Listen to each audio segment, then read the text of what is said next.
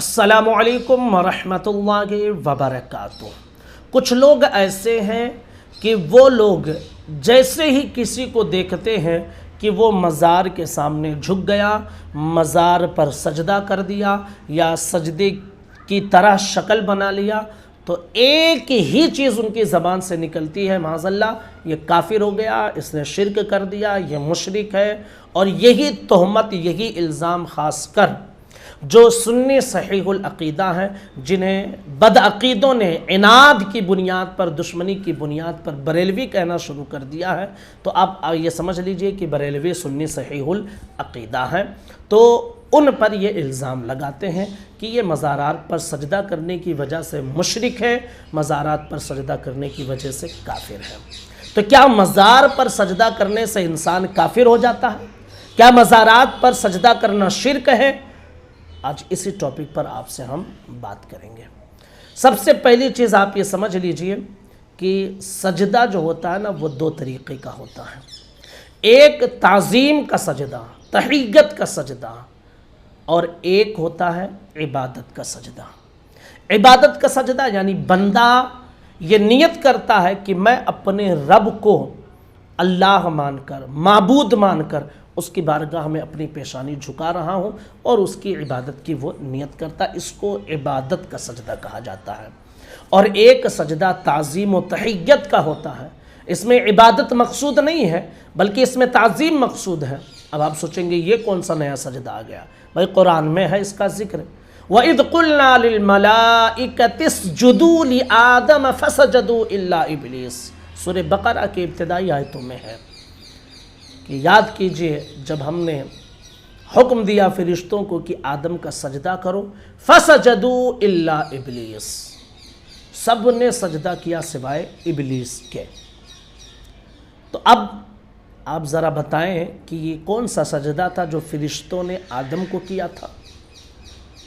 क्या वो इबादत का सजदा था? तो आप खुद कहेंगे नहीं, फरिश्ते अल्लाह को छोड़कर किसी और की इबादत नहीं कर सकते, तो फिर ये सजदा कौन सा था? तो आपको मानना पड़ेगा कि ये तामील हुक्म की तामील करना मकसद था, आदम की ताज़ीम और उनकी तहियत में ये सजदा कराया गया था। तो ऐसे ही अब सजदे की दो किस्में हो गई, एक इबादत का और एक तहियत का। ठीक है, तो इबादत का सजदा सिर्फ़ और सिर्फ अल्लाह के लिए है।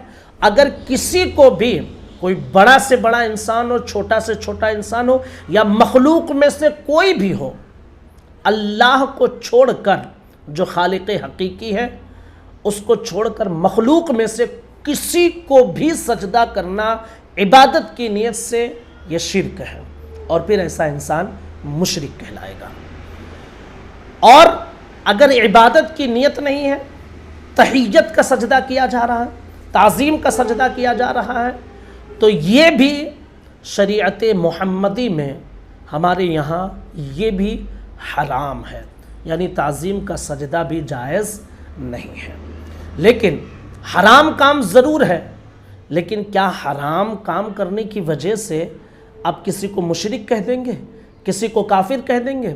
हमारे समाज में बहुत सारे इंसान हैं जो नमाज नहीं पढ़ते हैं, और नमाज छोड़ने वाला हराम काम कर रहा है, तो क्या नमाज छोड़ने वाले को आप मुशरिक और काफिर का नाम दे देंगे? बहुत सारे मुसलमान ऐसे हैं, सूदी कारोबार करते हैं जो हराम है, चोरी कर लिए हराम है, किसी के ग़ीबत किए हराम है, झूठ बोले हराम है, तो क्या मतलब ये सब काफिर मुशरिक हो गए? हराम काम हराम है और उसका गुनाह उसे मिलेगा, लेकिन हराम काम को जब तक हलाल समझ के ना करे उसे काफिर आप नहीं कह सकते हैं। बात समझ में आई? तो जो मज़ारात पर सजदा करते हैं, पहली चीज़ तो ये कि हमारी तालीमात में से नहीं, हमारी किताबें भरी पड़ी हैं। जो लोग करते हैं वो जिहालत की बुनियाद पर सजदा करते हैं, और जिहालत की बुनियाद पर जो सजदा करते हैं, तो आप उनसे जाकर पूछ लीजिए क्या उनको मज़ार में जो लेटे हुए हैं उनको खुदा मानते हैं? वो लोग उनकी इबादत की नीयत से सजदा करते हैं? नहीं, वो लोग ताज़ीम की नीयत से झुक जाते हैं या ताज़ीम की नीयत से सजदा करते हैं, जो हराम काम है। लेकिन आप मुशरिक नहीं कह सकते हैं। जो लोग मुशरिक और शिरक का फतवा देते हैं, दरअसल पलट कर फतवा उन्हीं पर चला जाएगा और ख़ुद वो दायरे इस्लाम से निकल जाएंगे। شرک اور کفر اتنا آسان نہیں ہے جتنی آسانی کے ساتھ تم ٹھوک دیتے ہو کہ مزار پر سجدہ کرنا شرک ہے۔ ارے یار، سجدہ کرنے والا جو ہے تعظیم کی نیت سے جھکا ہے، حرام کام کر رہا، لیکن آپ یہ نہیں کہہ سکتے کہ تم دائرہ اسلام سے نکل گئے۔ ہاں، یہ ضرور کہو کہ یہ کام حرام ہے، لیکن حرام کام کرنے کی وجہ سے پوری سنیت کو تم مشرک کہہ رہے ہو، یہ انصاف نہیں ہے، بلکہ خود فتویٰ پلٹ کر تمہارے اوپر چلا جائے گا اور تمہیں اپنے ایمان کی خیر منانی پڑے گی۔ تو مزارات پر جو لوگ سجدہ کرتے ہیں، میں نہیں جانتا ہوں کہ کوئی عبادت کی نیت کرتا ہوگا، تعظیماً لوگ جھک جاتے ہیں، جو بھی حرام کام ہے، نہیں جھکنا چاہیے، نہیں سجدہ کرنا چاہیے، منع کیا گیا ہے۔ سجدے تعظیمی ہماری شریعت میں جائز ہی نہیں ہے۔ اعلیٰ حضرت کی تعلیمات آپ پڑھیے، 4 ہاتھ دور رہ کر صاحب مزار کی بارگاہ میں قرآن پاک کی تلاوت کریں اور ایصال ثواب کریں اور ان کے وسیلے سے دعا کر کے آپ نکل جائیے۔ نہ مزار کا طواف کریں، نہ مزار کو ہاتھ لگائیں، نہ چادریں چومیں، کچھ بھی مت کریں، دور رہیں 4 ہاتھ، اور اس طرح حاضری دے کر ان کے وسیلے سے دعا کر کے آپ نکل جائیں۔ یہ حاضری کا طریقہ اہل سنت والجماعت کے امام نے بیان کیا ہے، لیکن کوئی وہابی دیوبندی اس عقیدے کو نہیں بیان کرے گا، کیونکہ وہ جانتا ہے کہ اگر اس چیز کو بیان کریں گے نا تو پول کھل جائے گی، تو وہ اس کو نہیں بیان کرتے۔ ہماری جو جاہل عوام ہے، جو غلط کام کرتے ہیں اور جس پر فتویٰ بھی ہمارا ہے، اس چیز کو لے کر اور پوری سنیت کو بدنام کرنے کی کوشش کرتے ہیں۔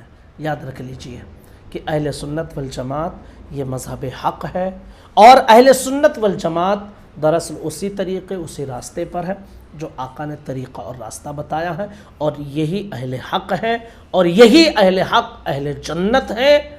اور ان کے علاوہ اہل سنت کو چھوڑ کر جو کسی اور طرف جائے گا تو پھر وہ شخص من شذ شذ فی النار کے زمرے میں داخل ہوگا۔ جو اہل سنت سواد اعظم کو چھوڑ کر گیا وہ پھر جہنم میں چلا جائے گا۔